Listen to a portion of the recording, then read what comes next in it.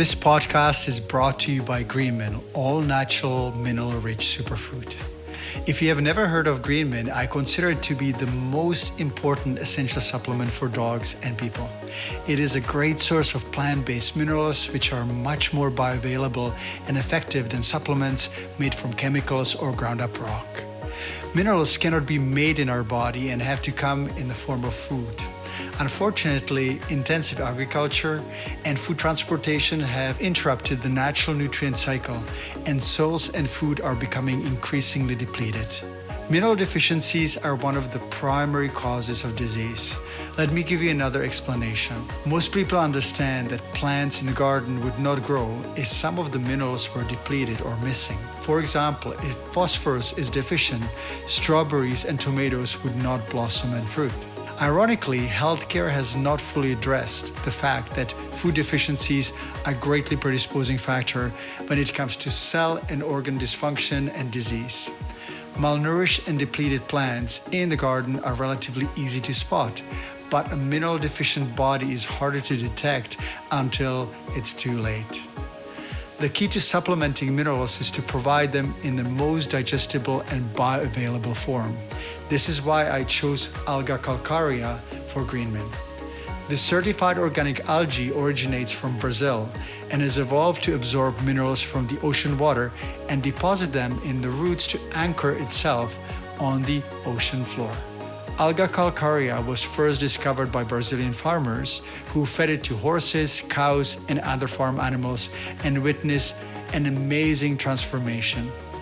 The animals were stronger, grew better, and rarely fell ill, which makes sense because there are 37,000 billion chemical reactions taking place in the body every second, and they cannot proceed smoothly without necessary minerals. Since then, Alga calcarea has been used in treatment of osteoporosis in people, and I made it part of Greenman in 2012, the essential plant-based mineral and amino acid supplement for dogs and people in 2021. If you would like to learn and read more what other people say, it is simple. All you need to do is to go to greenmin.com, or for human supplement, Greenman H+, HPLUS.com.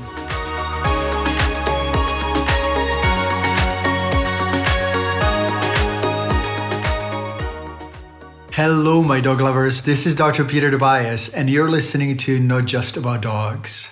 Today, I am planning to talk about the mysterious connection between your dog's neck and internal organ health. This year, I've been spending quite a bit of time with my family in Europe, in the Czech Republic. And when I talk to my friends from the US and Canada, they often ask me how life in Europe is, which made me laugh and remember one saying that has been around for quite some time. And that is that the man sometimes feels like he's the head of the family, but the woman is the neck that moves with the head. And that's very much true in my home country, because sometimes men are given the impression that they're in charge or they're called the head of the family. But in reality, the women are in charge and they're really the necks that move with the head. Personally, I am a big believer that if women were in charge in the world and in politics, that there would be fewer wars and conflicts. This also makes me recall a story that I read some time ago from a Mexican village in a region with a very high crime rate. On one day, the women decided that enough was enough, and they chased out the local drug lords, corrupt government officials, and the police to establish a local self-government that made their village the safest in the whole region. No drug lords, no corruption, just common sense order. You may be wondering why I'm talking about women and family structure and the neck in connection with your dog's health, but let me explain. Some people believe that the brain and the head are the center of the body, but this is not exactly true. Let's think about a patient with a severe head trauma. Essential life functions still go on even when the brain is severely damaged and the patient is in a coma. The heart, the lungs, the digestion, and other internal organs still function normally because nerves in the brainstem and cervical and thoracic spine regulate the most essential life functions. The system that regulates these functions is called the autonomous nervous system, or ANS. If the brain is damaged, the body may survive, but with a damaged ANS, the patient will die. For many years now, I've been observing the importance of the neck and cervical spine in health and medicine. The longer I've been in practice and the longer I work with dogs, the more I understand how important the neck is. In a way, the neck can be compared to a control switch panel for the whole body.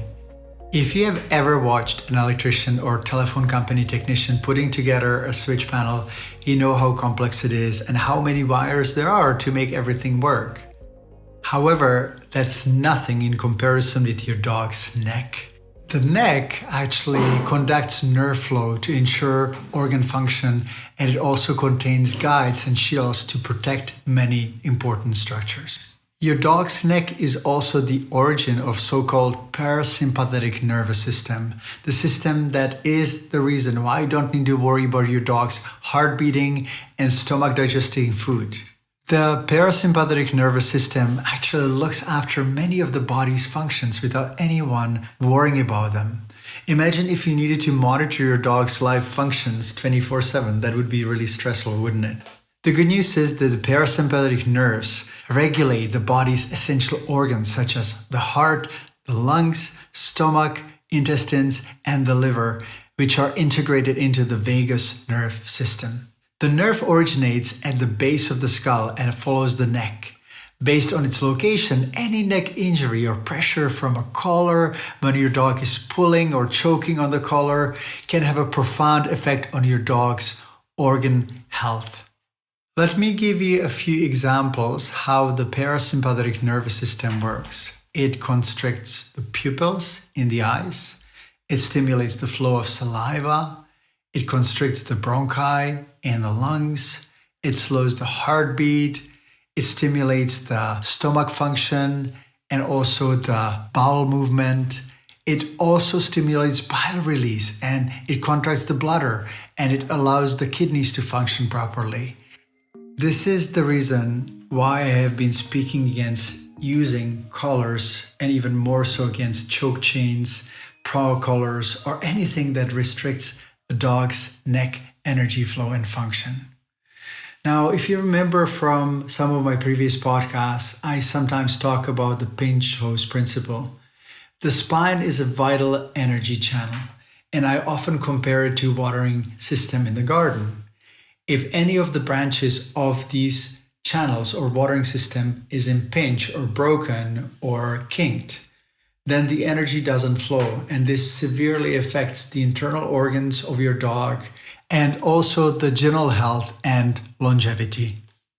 But as if this wasn't enough, there are many other functions that are dependent on healthy, unobstructed flow through your dog's neck. For example, the leg nerves originate in between the fourth and fifth cervical vertebra and the first thoracic vertebra. This is why so many dogs with collar neck injuries and those who pull suffer from front leg lameness and paw licking because they have an abnormal sensation due to nerve injury in the neck. Now, the second example of importance of the neck is the thymus gland.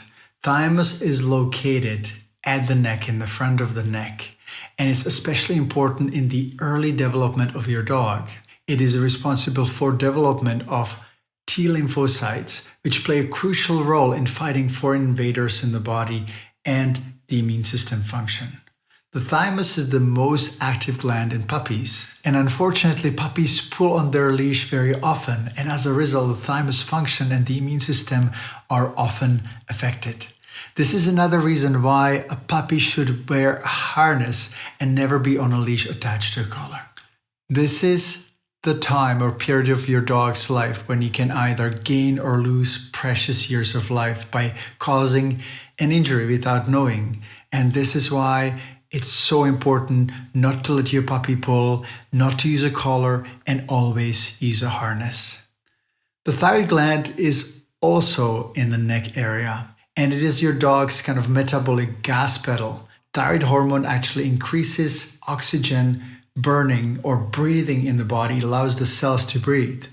Many experts have written articles and books on hypothyroidism and often point out that hypothyroidism is caused by genetic predisposition, processed food, and excessive vaccination, which is true. However, not many of them mention that the neck and collar injuries are the primary cause of hypothyroidism.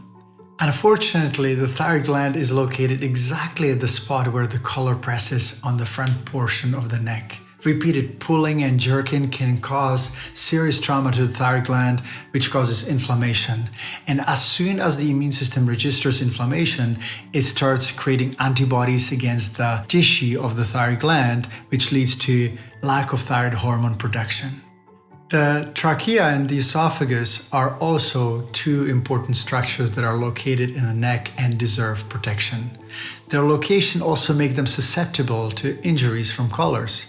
The two most common problems are megaesophagus, lack of muscle tone, and esophagus enlargement, and also collapsing trachea, which is especially common in smaller dogs.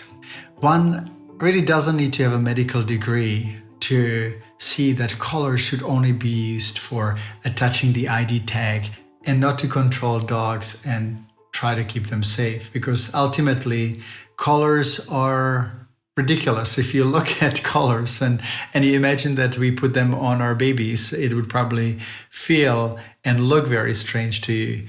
But we still put collars on our dogs without even thinking about it and causing injuries that we are unaware of. Now, the next structure in the neck is the jugular vein and carotid artery. I'm going to do a little exercise here or experiment. Take your palms and grab your neck around, surround your neck with the thumbs protruding or pointing to the front and the fingers to the back. And then I'm going to ask you to squeeze a little and pull back. And this is how your dog feels when they pull on a collar. To be honest, I really admire our dogs because despite their discomfort when people are yanking and pulling on their leash and collars, they are really good sports and they still wag their tail. However, this doesn't mean that repeated trauma of the major blood vessels can cause many health conditions located around the head. And I've seen that. I've seen dogs that pull on the leash, often having problems with the ears, the eyes, and the skin around the head. And I've seen many dogs having also issues with missing hair around the eyes, which is commonly related to collar effect and injuries. I hope that by now you understand that the energy, blood, and nerve flow in your dog's neck is super important to their health.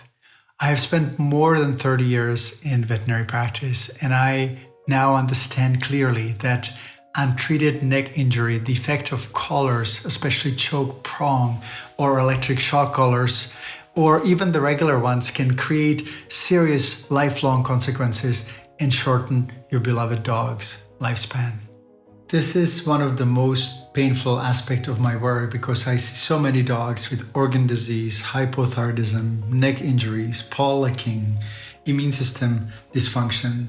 And when I start talking to people about neck injuries and the high possibility that the collar is the culprit or at least participates in the whole problem, they usually wave their hand and say, oh, my dog never pulls or he pulls only very little and it is not connected. That's what they say, but they don't understand the problem and spend thousands and thousands of dollars at veterinary offices trying to solve their dog's problem. Why? The issue can be in collar injuries, neck injuries, and damage. I will give you one story that may open your eyes because, my first dog, Sky, was truly very good on the leash. And I used to attach the leash to a collar.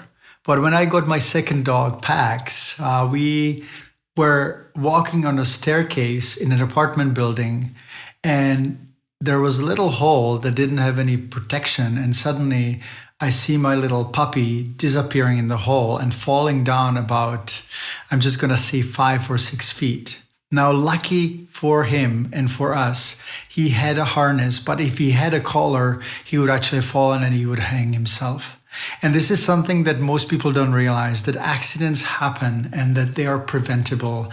And that's why I'm recording this podcast, because I so strongly feel that you must know about this and must understand that collars cause a lot of injuries and they should be the object of the past. Another object that I would love to make disappear from the surface of the planet is a retractable leash or retractable leashes, because they generate additional shock on the neck and on the collar, because dogs constantly pull in order to extend the leash. Then they get to the end of the leash and they get this little jerk, like a chiropractic adjustment from a chiropractor that doesn't know what he's doing. And on top of that, people use the brake, and the brake is another shocker for the neck and the system. And I also seen a lot of dogs and a lot of people getting tangled in the retractable leashes.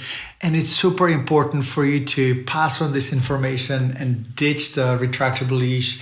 This is one of the reasons why I passionately looked for the best possible leash and eventually found it by walking into one pet store and discovering Gentle Leash, a leash that is made of natural materials, handmade, beautiful leash made in Canada by a native woman. And we have been working together for many years now, and we have them on the web store. So if you wanted to check out the leashes and the harness, you can go to Dobias.com and search for harnesses and leashes. By the way, I took about dozen or maybe more harnesses to try before I discovered Perfect Fit from the UK. And once again, it's made in the United Kingdom. It fits beautifully. It's a modular leash, so you can fit it on a bulldog or pit bull or chihuahua. And it is beautifully padded, and no child labor has been used making these harnesses because it's made in the UK. The next question is, what about the dog trainers recommending prong and shock collars?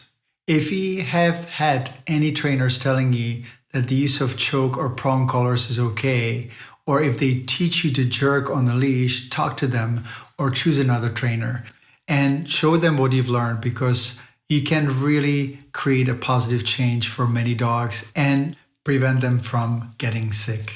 I also want to make sure that you don't take me wrong, because I have nothing against dog trainers. I have nothing against their method if they're unaware of what they're doing. But life is about learning, and life is also about acknowledging our mistakes that we make.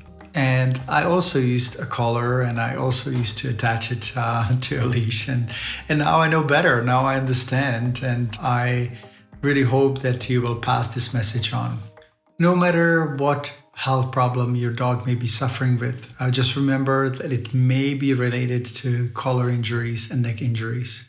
If you have a skilled chiropractor or physical therapist, acupuncturist in your area, or a veterinarian who's knowledgeable in these techniques, make sure that your dog gets examined, that his or her neck gets adjusted, and you may see some very positive changes very fast. If you have any questions, you can always go to my website, peterdobias.com. And if you're not subscribed, please subscribe, because every week I send emails on how to keep your dog healthy. And because my podcast is not just about dogs, I also share some information about how I keep myself healthy and fit in the years to come. Thank you so much for listening, and take care. Bye-bye.